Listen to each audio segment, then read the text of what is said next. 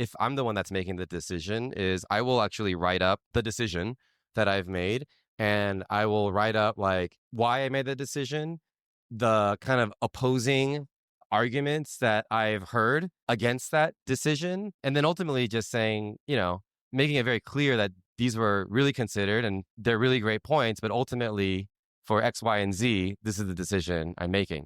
So I think just instead of just sharing the decision, here's the decision, instead of doing that, like sharing the thought process behind it and like making it very clear that people's viewpoints were heard and understood when making that decision, right? Yeah. Then people, I think, realize that like, okay, this was actually a debate and like Eddie really did think through it and considered it seriously and ultimately made a decision.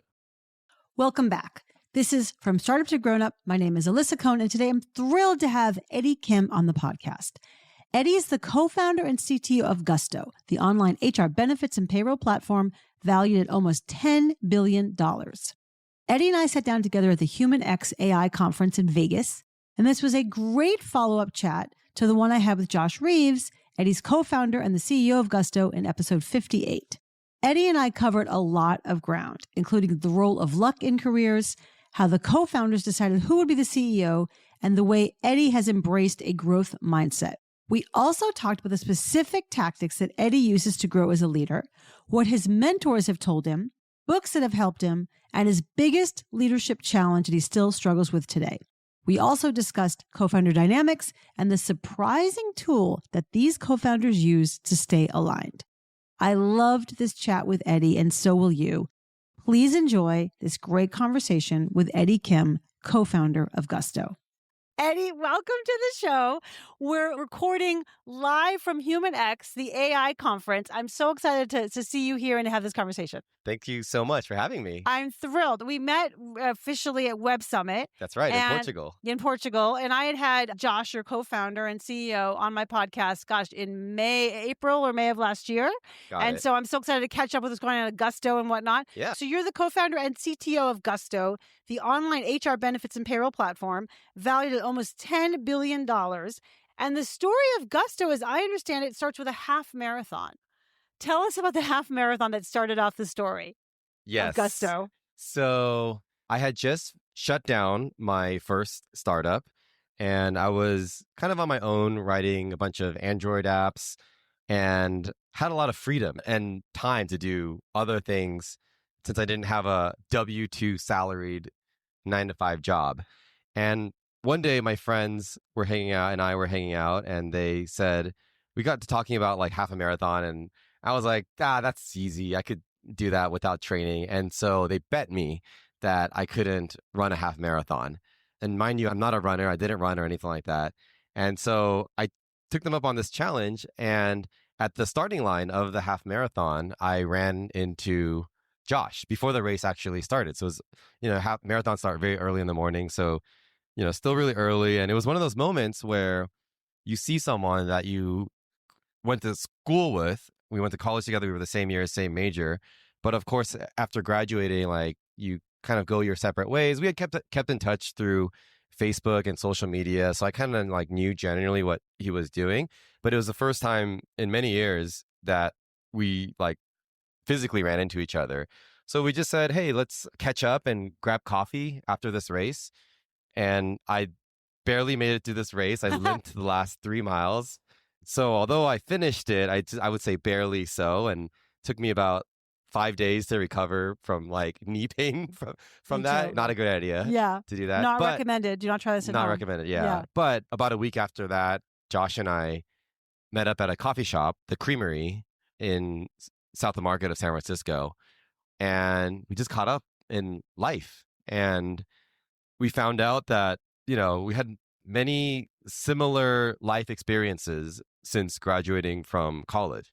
He had started his first startup. I had started mine. And, we just started reconnecting and rekindling our friendship. And eventually that was like kind of the chance moment that led us, I think, to starting a company together. Yeah, for sure. Has it made you reflect on like the role of luck in life and in startup journeys and whatnot? Absolutely. Yeah. I think there's so many things in my life that were a function of just pure luck. Yeah. I grew up in a high school that, didn't have a computer science program. I was not one of those kids that like was a computer programmer from the age of 5.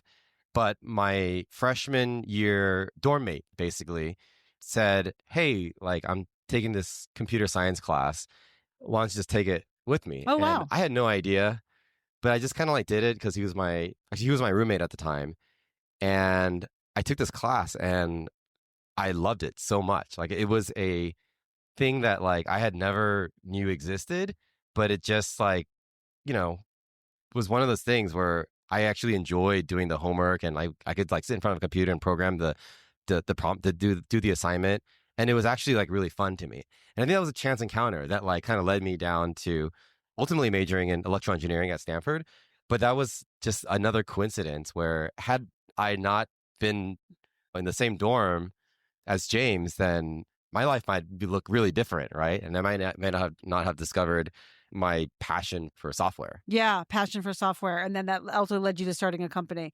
It's really, yeah, it's so interesting, I think, how all of us, chance encounters, serendipity, have so much to do with our lives, as well as, of course, preparation and hard work and all They're those really things. important. Both are Yeah. really important. Now, when you guys found the 3 co-founders, you and Josh and Tomer, and that's how you pronounce his name? Tomer. Tomer. And how did you divide responsibilities? How did you decide who was going to be the CEO? Like, what's an early formation stage like? So we started out of a house in Palo Alto. That's where Josh and Tomer were. They were actually housemates in this house. And so that's kind of where we started the company. I think one of the things that we did really well in the beginning and still do today is just have very open communication with each other and not be afraid of having like kind of uncomfortable conversations. And I think a lot of times founders will avoid having this conversation of who is playing what role, right? Because there's ultimately at the end of the day, like most people want to be the CEO. And so they just don't want to talk about it and they kind of like sweep it a little bit under the rug. I think one thing that we did really well is as we were getting started, we kind of sat in chairs just kind of like this, like facing each other. And we just had the discussion of like what role should we each have. And we talked about it, talked about our strengths and weaknesses, what we wanted, what we didn't want. And ultimately we decided in that very conversation that Josh would be the CEO. I was, as I said earlier, very passionate about software. I'd stayed closest to it. And so I was going to be the CTO, and Tomer was really passionate about product. And so he was going to be the chief product officer. So it was just one like very vivid conversation. I don't think any of us like really felt 100% comfortable having that conversation, but it was Yeah. a necessary one to have. And since then, it like kind of just gave us a lot of clarity in our roles. And since then, we've had so many like direct conversations in any kind of situation that we find ourselves in. And it's our ability to do that, I think, that it's led to, in my mind, like a lot of successes of us as a co-founding team, how more than 13 years later, we're still all very active in the company, still Yeah. have a very tight relationship with each other.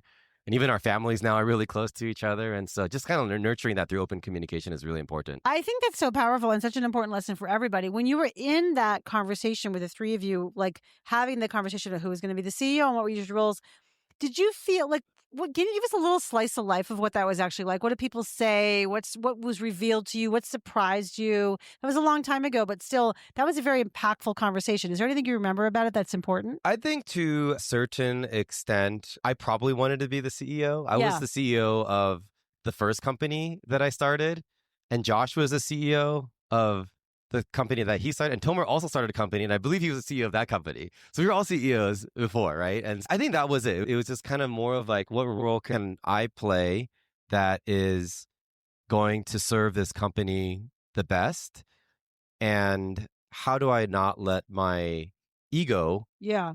get ahead of what is the right thing to do for the company? The thing I remember is just honestly like a little bit of an internal struggle with that, right? And just I think having this internal dialogue of like I want to be the CEO from a what is ultimately I think in hindsight an ego thing versus like okay, actually I can serve this company best by taking the CTO role. And so that was the kind of feeling I remember in that conversation. Yeah. Thanks for sharing that. That's so honest. And when you said like just genuinely everybody wants us to be the CEO, I think that is sort of true. Not everyone wants to be the CEO, but let's assume that like many people do want to be the CEO, and especially the three of you, you'd all been CEOs. I think it's so important to recognize like, well, why do I want to be the CEO? There's something about control and ego and like wanting to be the person. And so just figuring that out and sorting through that must be really, it's important, right?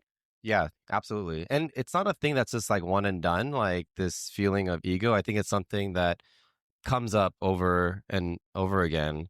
And especially I think in the beginning phases of the company, like, the CEO is oftentimes talking the most with investors and taken to nice dinners because investors want to develop a relationship with the company and invest in the company.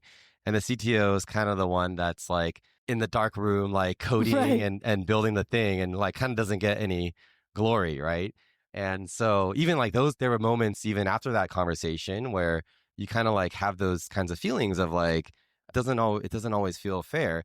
But then now that I have the benefit of 13 years of experience, I think what I realized is that there are times where it's really difficult to be the CEO and it's not glamorous at all. And you kind of have to look at it over a longer time frame and realize that everyone contributes and goes through the ups and downs in an even way. But if you kind of look at any one snapshot in time and you focus too much on that, like what is going on in that moment, then I think that's where the ego can kind of come into play too much. And now I think I have enough experience that like you have to realize that you're on this like very long-term journey. And there's going to be times where your co-founders, maybe it's health issue or personal issue, that someone's going to have to pick up more slack. And there'll be times when that's going to happen to yourself personally, and your co-founders will be there to support you as well. Yeah. And I think that's a really important thing that I've learned over the past 13 years. Yeah. Very powerful. I get that. Now, as we talked about earlier, I ran into Lexi Reese, your former COO. Yes, here at Lexi's amazing. Here at Human X, and she was amazing. And she told me that her mantra to you was hands off keyboard. So what was the journey like? First of all, is that true? And what was that journey like for you to get your hands off the keyboard? Yes. So I remember having conversations with Lexi about this. So, the company is raised a little bit of funding. We raised our Series A. We're starting to hire more engineers to accelerate development of our product. And I'm still very much hands on keyboard, writing code, building features, fixing my bugs. Meanwhile, I have like a growing team of engineers that are reporting to me who at first start out as like kind of your peers. We're working in many ways in a startup, just kind of working side by side, working together. There's no like, even though I'm technically their manager, there's no concept of like a hierarchical, like I'm your boss type of thing. But as the company grows, like they do start needing a little bit more structure, right? People want to start knowing what's their title or like what's the path for career advancement? How do we get mentorship going amongst each other? And like what kind of coaching can they get through one-on-ones with me, right? And the thing is, because I was so hands-on keyboard, because I am so passionate about like writing software, and like I could just it becomes like a time warp for me where I'm the type of person that doesn't eat, that like doesn't sleep just because I'm enjoying myself. I get sucked in so much. And so I really had also another personal struggle about how much do I stay hands-on and like contributing directly versus how much do I focus on building out the organization and being kind of more of a quote unquote people manager.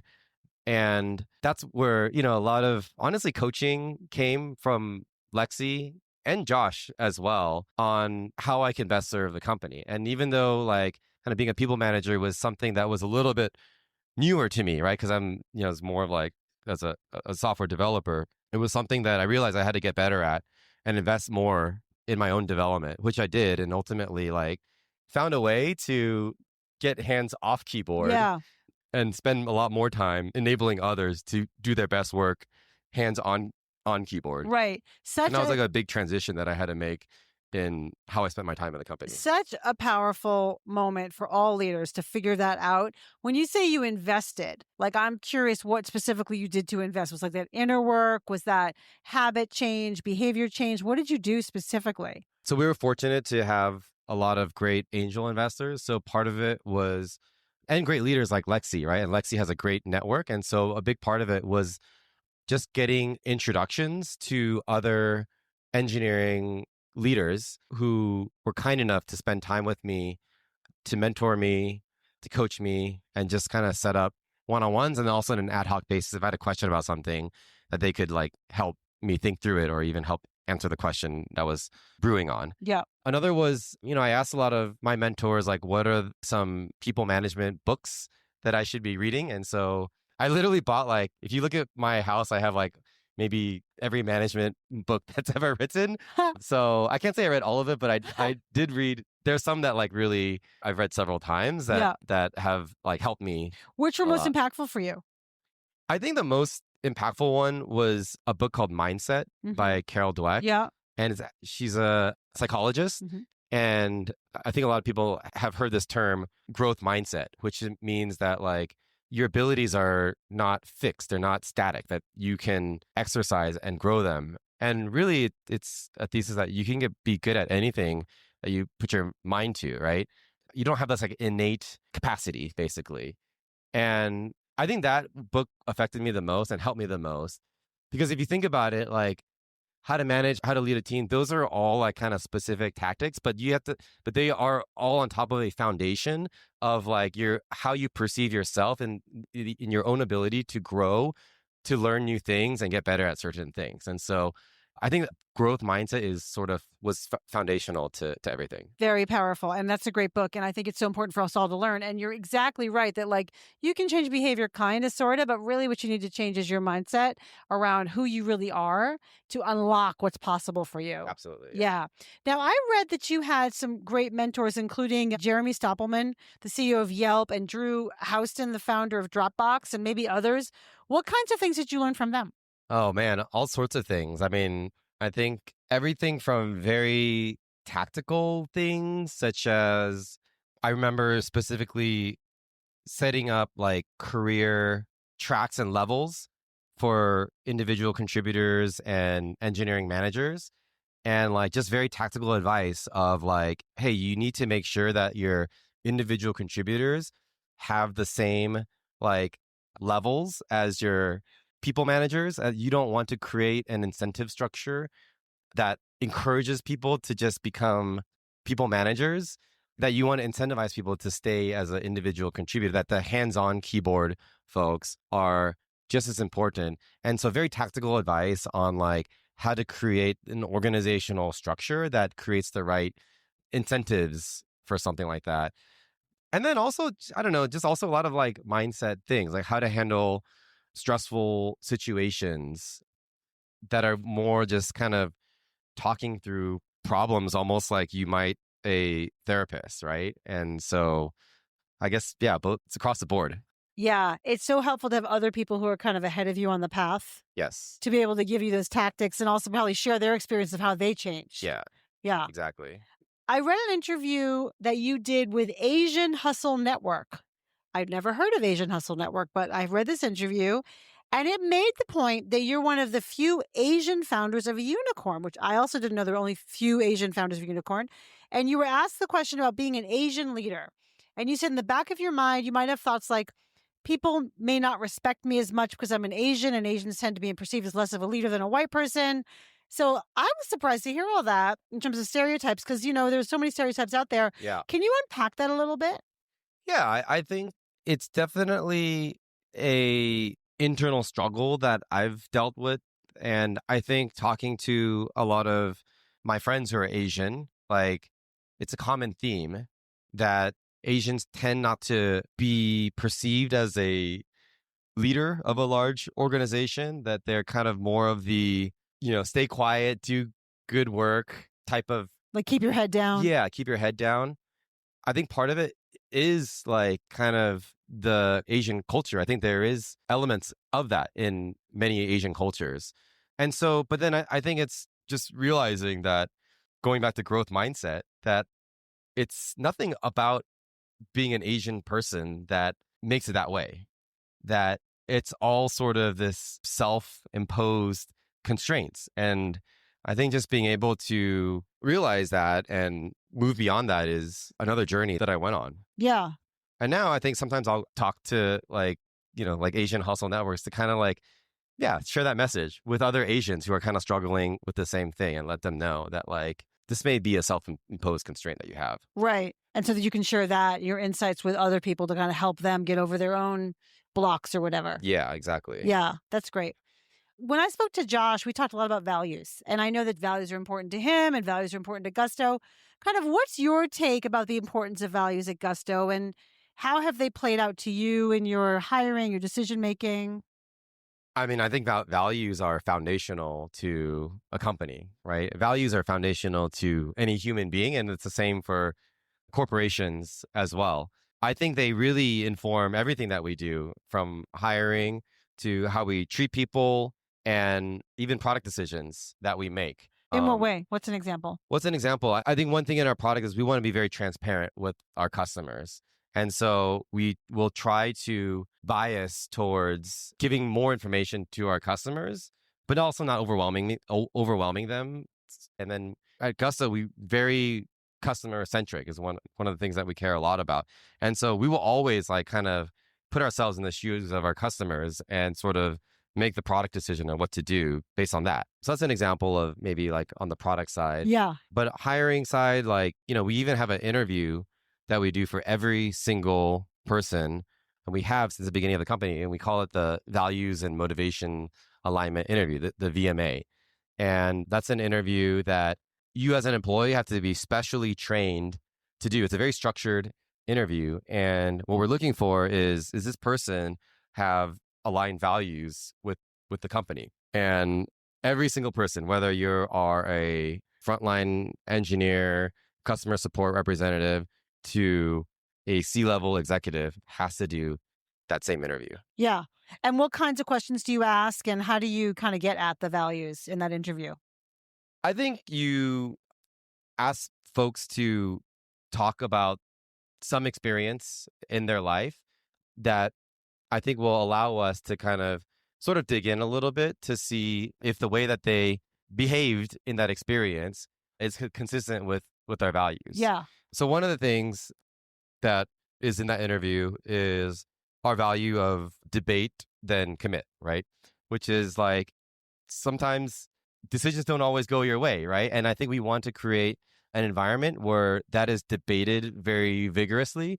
But once a decision is made, everyone kind of aligns with it and then moves forward. So, we'll ask in that interview, one of the questions is a time where you had to go along with a decision that you didn't agree with, right?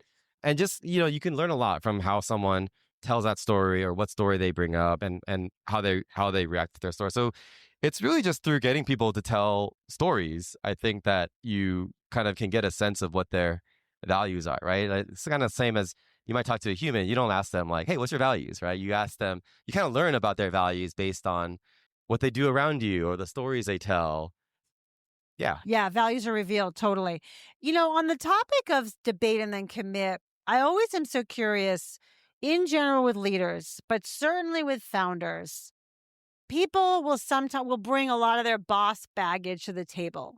And they'll also say things like, well, it's your company or it's their company. And they won't always tell you the truth. They won't always debate. How do you create an environment inside of Gusto that helps people really understand that we want to hear your point of view, we want to hear your debate, even when I'm the founder sitting in the room?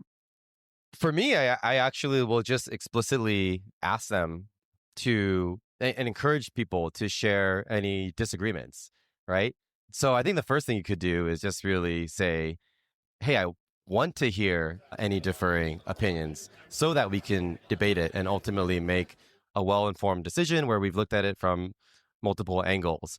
I think another thing that you can do is just set a good example. So, when Josh and I are in meetings, like, we don't always agree on everything. And I will actually, like, in front of others, like, express that disagreement and share my point of view on it. And like, we will have a like very public debate in front of others about it. And once a decision is made, and Josh is my people in power, like once in many cases Josh makes the decision, then we also show in front of others that like, all right, let's do it, Right. And I think that kind of then will trickle down to other people. I think we should see other leaders set that example in front of their teams as well. Yeah. I think that it's so important to show those examples. Do you ever worry that because in some of the companies that I coach, there's the whole mommy and daddy fighting in front of the kids kind of problem? Like, do you ever worry about that in terms of having a debate with Josh?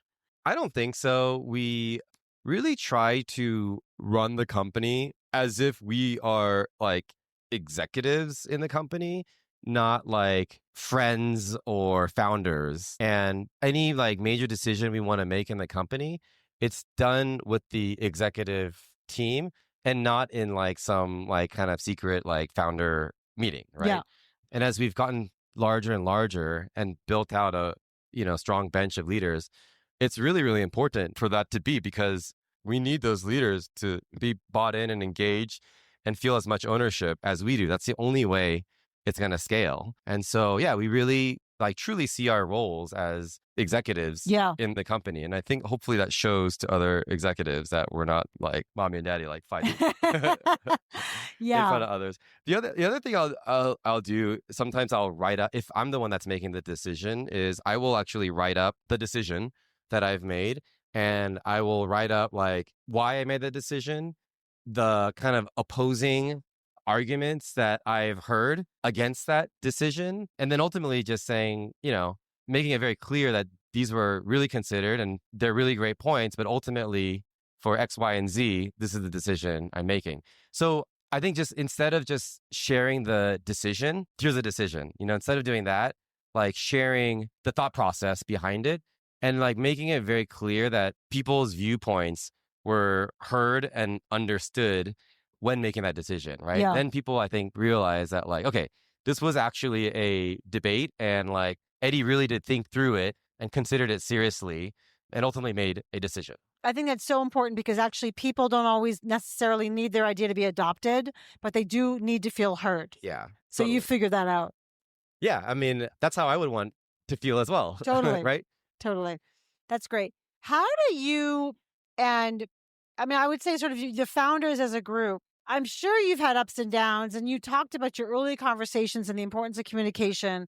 What other tools or techniques or tactics do you have to maintain your co-founder relationship? We usually spend one evening a week, either at my house or late in the office, or we go somewhere and we just hang out. Most time we don't talk about work. We just hang out like as friends too. And I think that's really important for just maintaining our relationship. Very and then, important. we're kind of famous because our parents have also become close. I did read about that. Tell us about that. How'd that all happen? It may have started by just, one by one, over the last 13 years, we all got married. And so it might have started from just, inviting the parents to the wedding, and then they meet the other parents. And now they hang out without us all the time. They go on vacation together. They're their own set of co-founders. Yeah. That's hilarious. My mom lives in Pasadena, and she will come up and visit Josh's mom sometimes and just spend the night with Josh's mom. And sometimes if she doesn't have time, she won't even see me. So she'll let me know. It's like, hey, I'm going to Josh's to hang out with his mom. If you want to like come hang out here and join me, like you're more than welcome to. I'm like, okay, thanks, Mom. I'll just see you later.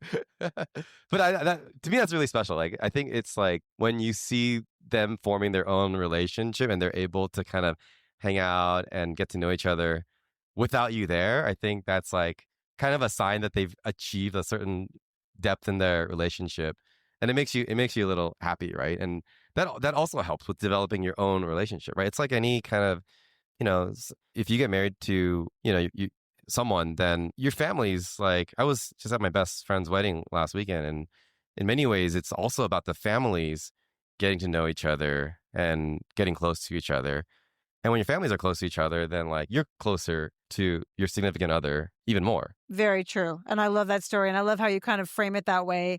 And it is, I think it's like life goals, founders goals, right? To have you have your parents like go vacation together. Yeah. It's a special thing. That's great. But it's also, that's, on the personal side, but like you also have to like know what context you're in. So when we are in work mode, in the Gusto mode, we don't think about any of that stuff. That stuff doesn't matter, right? It's like we are now wearing different hats as leaders in the company, and we act that way as well, right? And so, and that's really important too, to not bring like too much of like your personal connections into a professional environment. That's Yeah. something that you have to be really diligent about as well. Yeah. You talked about different hats, and I think that different hats is also another leadership skill. Is that something you think about in the rest of your leadership as well? Yes, I have to wear many hats, and many leaders have to wear many hats. I have my hat as the head of technology at Gusto, but I also have a hat as a board member at Gusto or a leader in our executive team. And I think it's really important to know what hat you're wearing because you're representing like sort of a different role to the company. Sometimes I'm like actually very explicit about that. Like literally will say, I'm taking off Eddie's head of technology hat and I'm wearing my board hat right now. And here's what I have to say. Like, just so it's very clear to others, like why I'm responding in this way. I guess that's another thing that I realize is that when you have multiple hats, it's also very important to sometimes be very clear on what hat you are wearing in that moment, sometimes in a very explicit way. Yeah, so people understand. People understand, yeah. Yeah, totally. I think it's so important. You talked earlier about how you learned management skills, and now you're talking about some other skills that you have around compartmentalizing and understanding the need for different hats and putting on one hat and taking off another hat and also telling everybody about that. There's a lot to it to be a manager.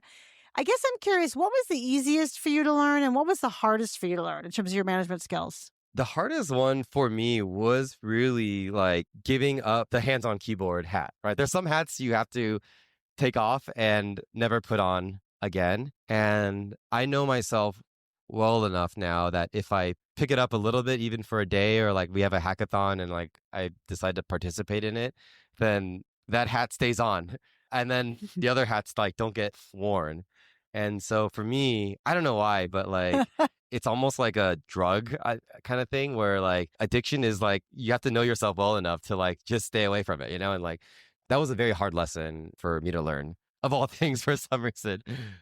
I mean, everything else was really just honestly years of experience and making mistakes and learning from them. And I still make mistakes all the time and still learning all the time. And just every time something doesn't go right, seeing that as an opportunity to get better next time. I think that's probably the most important thing. And that's kind of a key to just learning how to wear other hats and getting really good at all these different aspects of being a good leader. Yes.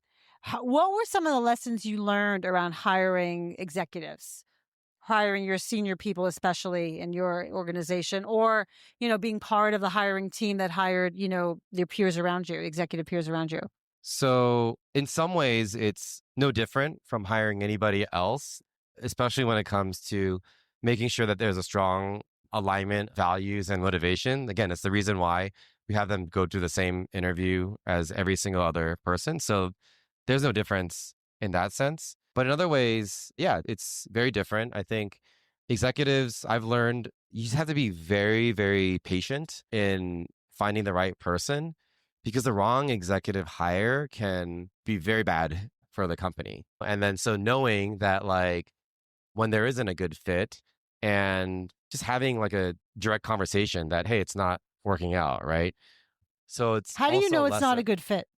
Like, what are some signs for you, either early or late in the game, that they're not scaling or it wasn't the right fit? there's so many different ways I think it could be not a good fit. That's hard to like kind of, I think every case is a little different. Some are, yeah, not able to scale. Some are not good at like inspiring others. I think probably the common theme that I have noticed is, well, I think it's really important to have skip levels and talk to the folks that directly work for this person and get a sense, right? And it's not just that like, oh, do you like this person or not, but really trying to get a sense. I think you can learn a lot from skip levels and how someone is performing. What kinds of questions do you ask skip levels? I sometimes don't with skip levels, I really don't try to come in with like too much of a agenda. I try to just learn a little bit more about what they're doing, what they're working on. And I think you could just tell sometimes in conversations, is the team healthy? Are they productive? So yeah, I really try to come into skip levels without really any agenda and try to listen as much as possible to what that skip level is saying. Right. And then you kind of infer based on those conversations on how this particular leader is doing. Yeah. Now, Eddie, any founder over a decades long journey like yours has had ups and downs. Can you think about like what was maybe one of your highest highs and one of your lowest lows in this journey of Gusto? Hiring a really good leader is like one of the biggest highs ever. I never like thought of myself as like someone who could enjoy sales, but like, and not to say like hiring someone is like a sales process, but there is an Yes, there is, element yeah. of like once you found the right fit, you need to get that person excited about what you're doing as a company, right? And so there is like a little bit of like salesmanship of like, hey, let's do great things together. And like, here's what we're doing as a company. You can be a part of this, right? And the best people, they have multiple options. Like they don't need you. They don't need to join your company. And sometimes that whole conversation like can last weeks and you're getting to know them. And when they say yes to join the company, it is like in my mind, like one of the like best feelings in the world. And so those are like kind of sometimes the biggest highs that I can remember. And so yeah, I think a lot of the highs and lows in my world right now like have to do with finding great people to work with. I love that. It's so also interesting that you're the guy that has trouble getting your hands off the keyboard, but nonetheless, you know the value of hiring a really good person. Yeah, I mean, I think it's something I've learned over the years, right? Makes Like when complete you're sense. just starting out and you think that like, you could do everything yourself and you are the best person to do the task, right? But then as you grow, like you have to realize that it's such a team effort and you have to do it with other people and with other great people. Yeah, totally. Now, we're here at the Human X AI conference, and you're a technology leader. I don't think we can leave this conversation without asking you a little bit about what is Gusto doing with AI these days. Yes, I'm glad you asked because I'm always excited to talk about it.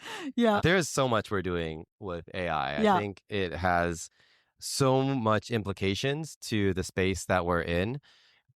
I'll just share a few examples, but we've built what we call Gus, which is our customer facing assistant. And Gus right now is helping our customers save so much time, get great insights about their business, and help their business to be more compliant.